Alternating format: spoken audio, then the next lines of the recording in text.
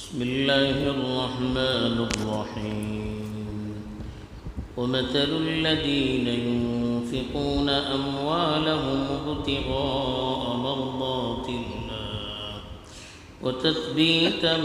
من أنفسهم كمثل جنة بربوة أصابها وابل فآتت أكلها ضعفين فإن لم يصبها وابل فطل والله بما تعملون بصير. الحمد لله والصلاة والسلام على رسول الله من والاه أما بعد. کل جو آیت تلاوت کی گئی تھی اس میں خاص طور پر جو لوگ خرچ کر کے احسان جتلاتے ہیں، سامنے والے کو تکلیف دیتے ہیں یا لوگوں کے دکھلاوے کے لیے، شہرت کے لیے خرچ کرتے ہیں، ان کے اس عمل کو مثال کے ذریعے سے بتایا تھا کہ جیسے ٹیلا ہے، اس پر مٹی ہے، بارش برس جائے تو وہ مٹی ختم ہو جاتی ہے، کوئی فائدہ نہیں رہتا ہے، تو ایسے ہی ان کے عمل کا کوئی فائدہ نہیں ہوتا ہے۔ ابھی جو آیت تلاوت کی گئی ہے اس میں ان لوگوں کی مثال دی گئی ہے جو اخلاص کے ساتھ اللہ کی رضامندی کے لیے اور خوش دلی سے اللہ کی راہ میں صدقہ کرتے ہیں۔ چنانچہ ارشاد فرمایا وَمَثَلُ الَّذِينَ، ان لوگوں کی مثال يُنفِقُونَ أَمْوَالَهُمْ، جو اپنے مال کو خرچ کرتے ہیں، ابتغاء مرضات اللہ، اللہ کی خوشنودی کو چاہتے ہیں، اللہ کے خوش کرنے کے لیے، ابتغاء ابتغی کے معنی چاہنا، تلاش کرنا، اللہ کی رضامندی کو چاہتے ہوئے خرچ کرتے ہیں۔ وَتَثْبِيتًا مِّنْ أَنفُسِهِمْ، اور اپنے دل کے یقین کے ساتھ،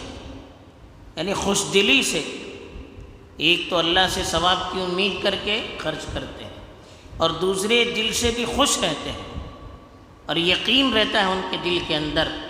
کہ میں جو بھی عمل کروں گا اللہ کے لیے کروں گا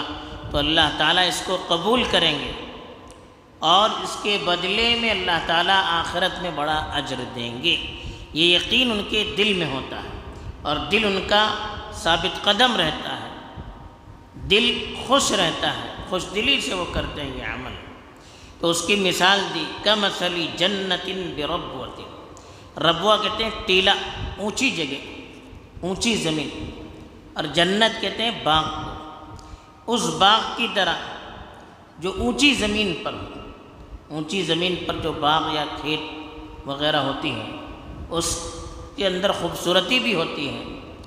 اور زرخیزی کے اعتبار سے بھی وہ دوسری زمین کے مقابلے میں بہتر زمین ہوتی ہے۔ کہا کہ کمثل جنت بربوۃ،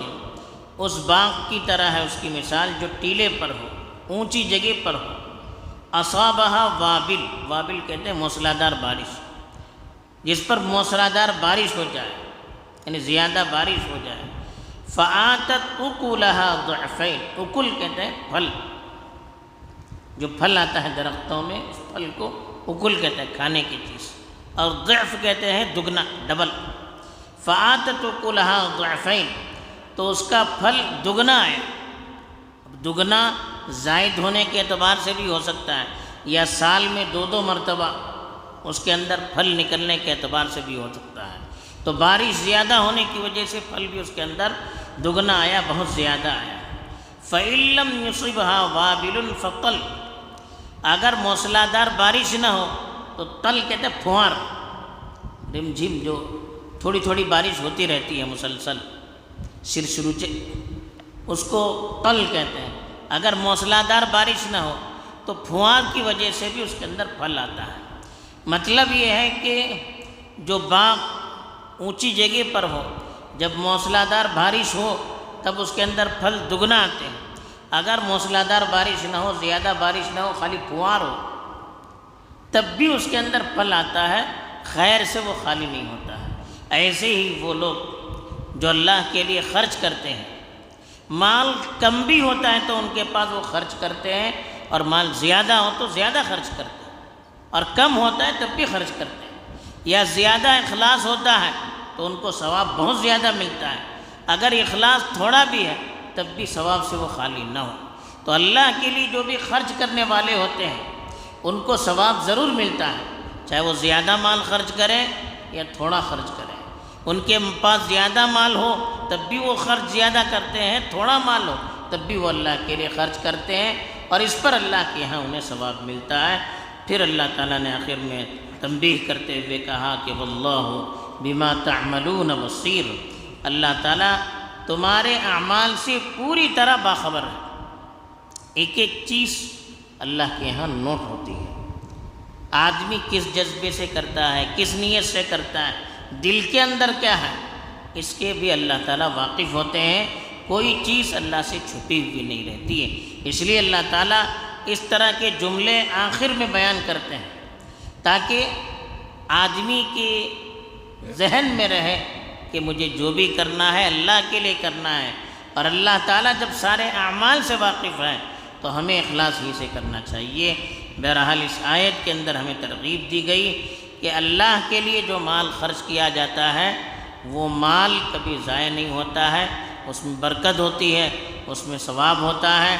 اور دوسری بات یہ بتائی کہ آدمی جو بھی خرچ کرے وہ اللہ کے لیے کرے، چاہے تھوڑا ہو چاہے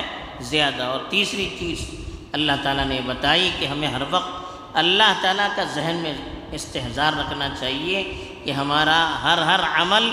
اللہ کی نگاہوں کے سامنے ہے، اللہ سے کوئی ہمارا عمل چھپا ہوا نہیں ہے۔ اس لیے لوگوں کو تو ہم دھوکہ دے سکتے ہیں لیکن اللہ کو ہم دھوکہ نہیں دے سکتے۔ تو یہ تصور رکھ کر ہم عمل کریں گے، انشاءاللہ جذبہ بھی اچھا رہے گا اور خوش دلی سے بھی کریں گے، اور وہ اللہ کے یہاں مقبول بھی ہوگا۔ اللہ تعالیٰ ہمیں توفیق دے، آمین۔ وآخر دعوانا